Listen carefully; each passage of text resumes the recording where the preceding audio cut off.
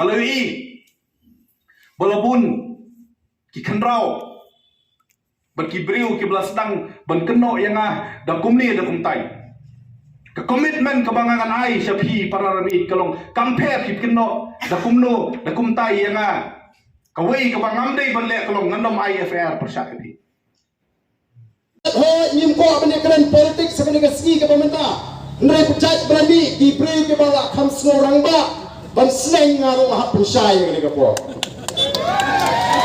Klei ko kubor, klei ki YouTube channel.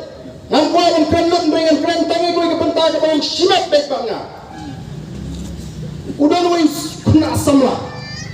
Ku kena samla. Ubala penpau hakirin san lemi di social media di YouTube banang baladade manga ngam IFIR.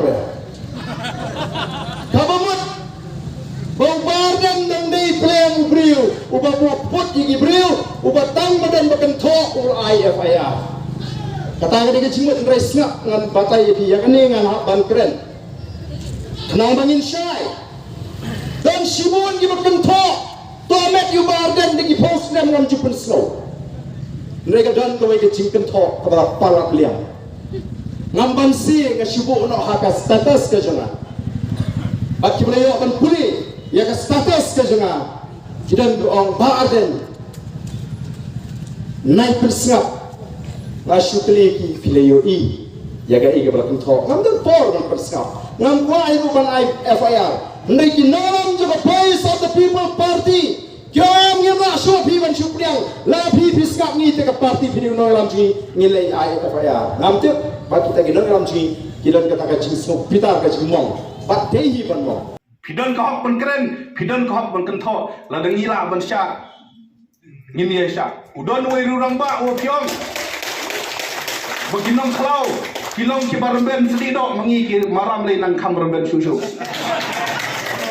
Ini ya syak, ini ya kentok, ngan sim, ya kijin keren, ya kijin kentok, kijong pi, tangkum.